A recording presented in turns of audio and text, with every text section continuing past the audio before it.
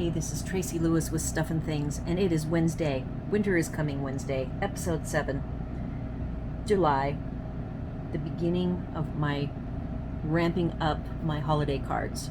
So I started last night working on the theory behind this particular card. I am in Florida. I'm going to stay in Florida probably all winter. In fact, we've already got reservations from December through March in Melbourne.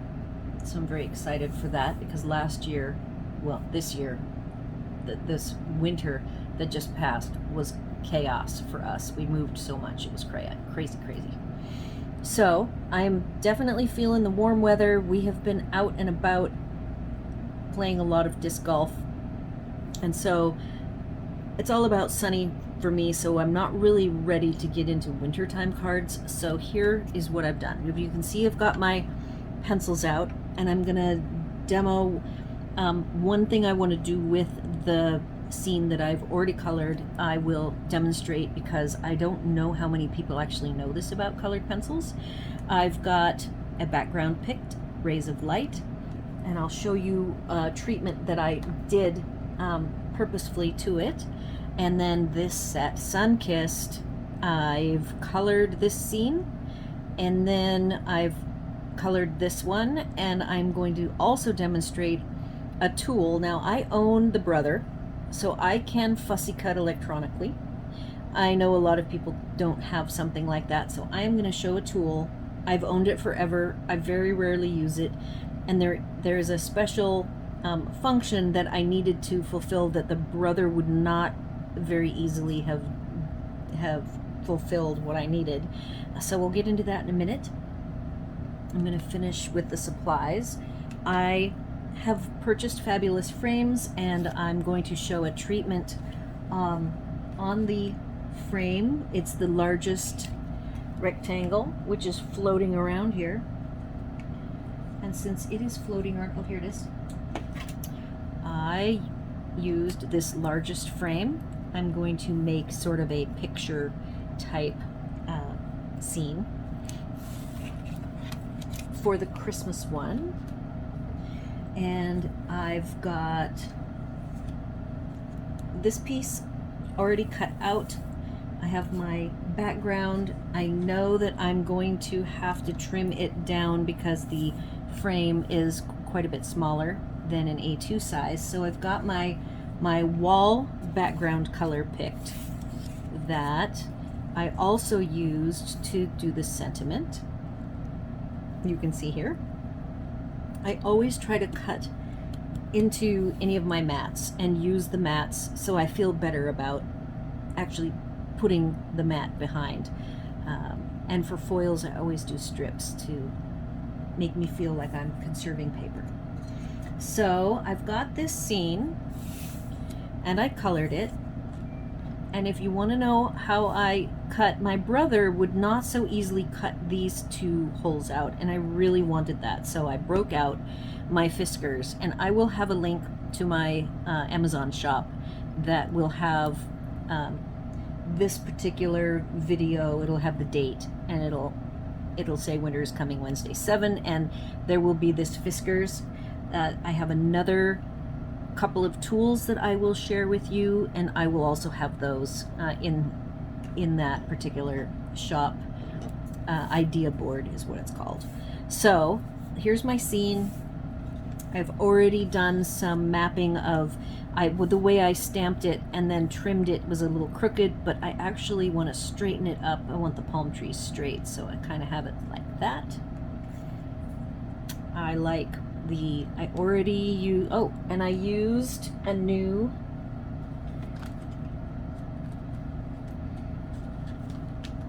replacement to the stitched shapes is now stylish shapes, and here is what you get. You get circles and squares and some labels, and I used this smallest label to cut that out. I went ahead and did the Versamark and then the white heat embossing first, then I cut it out. So let's go ahead and show kind of the rough draft, I would say, is something like this. So I have to do some trimming, but there's one thing that I want to fix. And I thought, well, this will be a good thing to demo. So before I trim it all down, I feel that this water, which I picked matching it to Coastal Cabana. I knew I was going to have the sentiment and the background matte be Coastal Cabana, but I colored here with Coastal Cabana, and I find it's a little too bright for me. So I'm going to show you that one of the really cool things about any colored pen, well, most colored pencils, and these in particular, these are watercolor pencils, but I prefer to use them dry. And if I get something too dark, so before I even work on this itself, I've gone ahead and colored. I do light layers. This is how I color so that I have the lightest possible hand. I make sure my fingers are way back on the barrel of the pencil, so that I have nice soft layers and I slowly build it up so I have no overly dark lines. I will tell you, I love coloring on basic white. My preference is a very smooth surface, and so if you've always watercolored on dry on, say, a watercolor paper, and it gets all knobby looking because of the hills and valleys of the texture, try coloring very lightly in layers. You will eventually, within a couple, maybe 3 layers this took me, to get a nice pretty even. I'm okay. I did horizontal because I'm making it look like water. This image already has some horizontal lines that make it look like water, and then you can further the look of water by making your direction of your lines go in the direction that matches whatever the line would be of your images. If you want to do sand here, you could do little circles. So try to think of very soft and going in whatever direction matches the direction of the object that you are trying to replicate. So I've got this nice dark, and I can keep going darker and darker and darker. As you can see, I'm filling in what little, there's very little tooth. This is like a super smooth, love basic white. So there's my surface, but now I've decided it's too dark. So the one thing that you cannot do with markers, you can somewhat with a color lifter.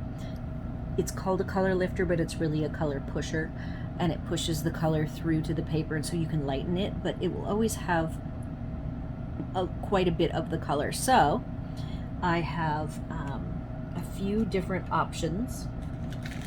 I have, this is a stick eraser called a click eraser, and I bought these in a 3-pack.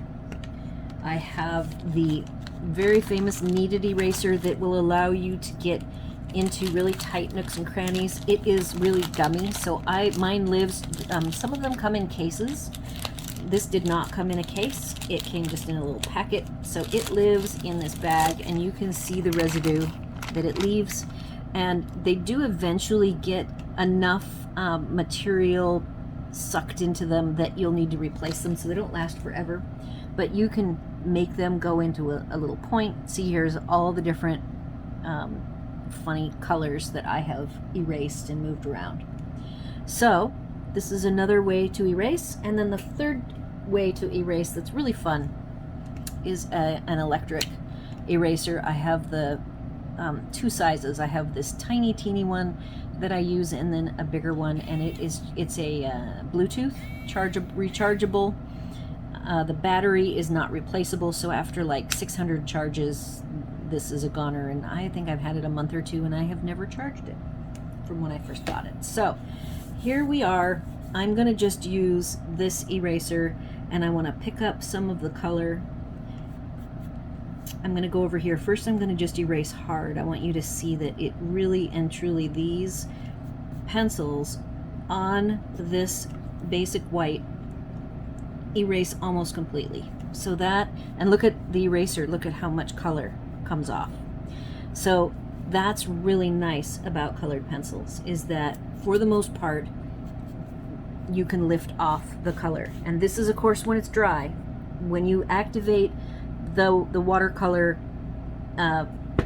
pigment, that changes everything. So I like to use these dry. I like to keep it nice and clean. I am going to now, here's the kneaded eraser. If you're curious, you can just go in and with just a certain line, you can just work on carefully lifting up a certain section if you want. You know, I just want to make it a little bit lighter. So here's where I erased it completely. Here's where I just made it a little bit lighter. And then here I'm going to go ahead and you can just leave, look, I can put little marks, little lines. So all sorts of capabilities with these Stampin' Up colored pencils. So now I'm going to lighten this up, and I think I might try doing just a little bit here and there. See if I can get a nice lighter look. I will probably also come through with a gel pen. I'll put a gel pen on there as well, because I will be adding gel pen at the end after I get it all assembled. So with a wet medium or a marker, you know, you can always go darker, but you can't go lighter. But in the case of colored pencils, see that I have lightened it up, so it is no longer fighting with the other Coastal Cabana elements. And then the other fun thing that I wanted to show today is, oh, and then now I'm going to have this residue. And you can, oops, I gotta not touch the thing. You can pop this out and move it up, and you do want to try to clean off. I would probably take whatever eraser you've used, and you'll want to clean off this color before you use it again, so that you don't accidentally, see, now it's perfectly white again. So you don't want to have Coastal Cabana in your next projects red or yellow. So that's just a tip. And again, these products I am demonstrating, I will have up on my Amazon shop. So that'll be a link on the end, as well as a link in the description. The next thing that I wanted to try, which I have done recently, I have a spot, and it has white. The white, I have the bottle, and I don't fill this very often. And what I want to do, I have done recently in a different shape, and I've got, looking for a piece of scratch paper. You know what? Instead of scratch paper, I will put some Teflon down. Teflon, and I'll put this on my shop too. So this Teflon has been used over and over and over again, and oops, sorry, I bumped my stand. This is what I use when I would heat press. I had a big heat press for garments, and I had big sheets of this, and I've just cut it up. And you can glue on it, and the glue will roll right off. I use my inks and do ink treatments, which is what I'm going to do now. And it just comes right off when you're done. So the nice thing about this frame is it's got some texture to it. And I want to try to bring out that texture, so I am going to try this. You're seeing this with me for the first time. I want to give it the whitewashed, beachy look. And I'm going, there's the 45 at the corner, so I want to try to have that corner, so your whitewashed looking frame you would want your direction to go horizontal with the direction of the wood.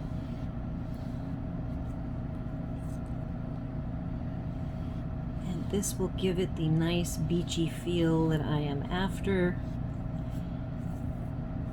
I think that's going to work. Okay. So the next step is I'm going to go ahead and do a little trimming right here off to the side.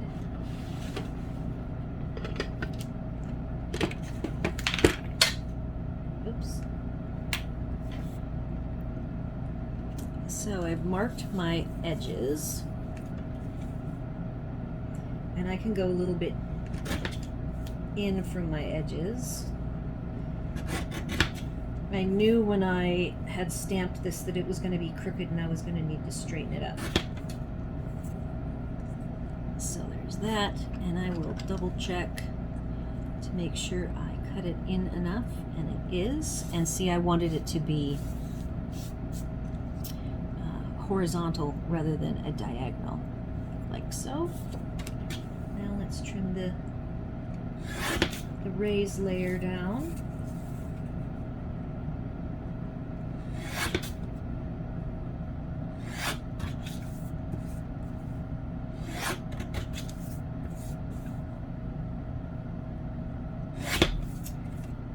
So I've got that trimmed down. I will be not assembling this with you guys, but I want you to just see the mock-up. What I think I'm going to do, like I did last year, is I will be demonstrating different bits and pieces. I might have some various options. I might be doing more than one, and then I will come back, and at the beginning of the next episode I will share with you finished versions. I'm gonna have to trim this down. I will be popping up the palm trees and the sentiment and the frame. Looks like I can trim a little more off here. Let me trim more off of this. Oh, and I want to show you the treatment that I did. This is a distressed, all of these lines are distressed, and I used my yellow, so saffron spot, so it automatically is going to kind of show streaks, and I purposefully made the direction, if you look carefully here, I purposefully streaked horizontal to just give it yet even more distressed, kind of a retro look, I guess. So I'm not familiar with how the large ink pads work as far as texture goes, but spots are like a linen, definitely horizontal and vertical lines, and then these little threads do, you know, they come off. And this is a almost 5-year-old spot. Very old. They last a long time, and I wouldn't say if you take care of them, because I really don't take care of them. They get worked hard and just re-inked anytime they need it. So this is going to be my first weekly card, and I have not figured out these different fun doodads to put on it or trim. I'm definitely seeing that I can put there's a new linen that's kind of a thick braided, oops, I keep kicking that, sorry about that.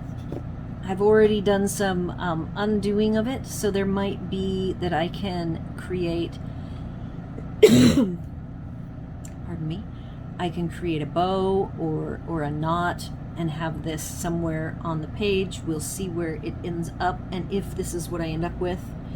I really love these fancy sequins for everything, but you can see that their green isn't right and the blue isn't right, but there are some iridescent ones, and I'm thinking it's the green.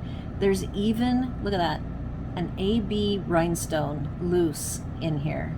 So if I go with the silver, I might want to put a couple of these. I don't have to use the greens if the greens aren't going to work. I will probably be doing multiples, like something like that without the green. And we'll see. I will definitely be picking individual pieces out to get the look I'm after. I probably would like to use this guy. And I like that Aurora Borealis picking up the yellow.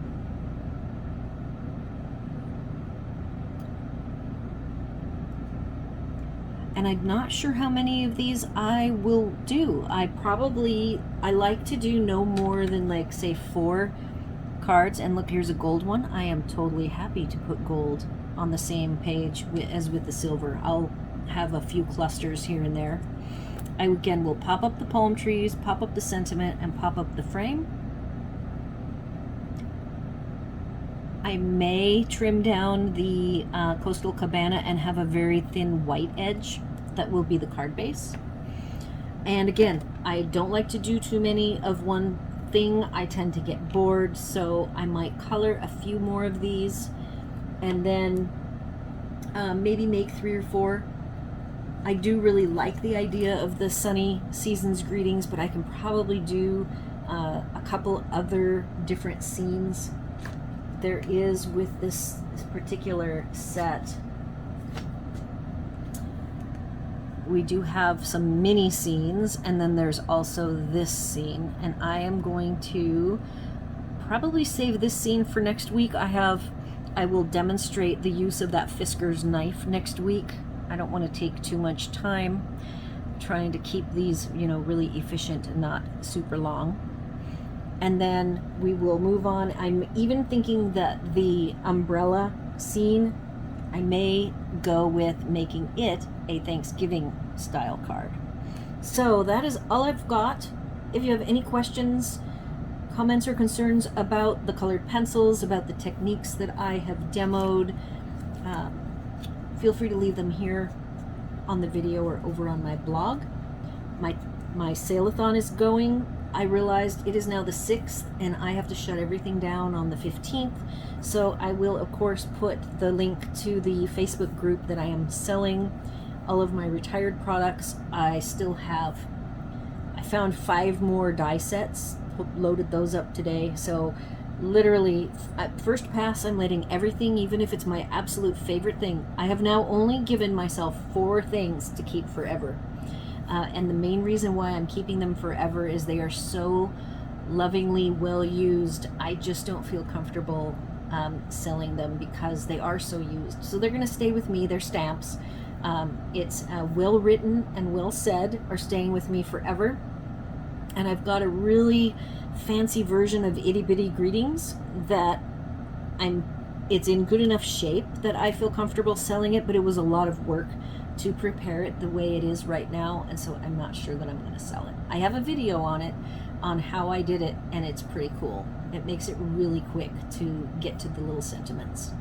But again, things that are retired, I just don't spend a lot of time with because I'm busy over here with you guys doing stuff with the new products all the time, which is really, really fun. So anyhow, be sure to like, share, and subscribe, and thanks for watching.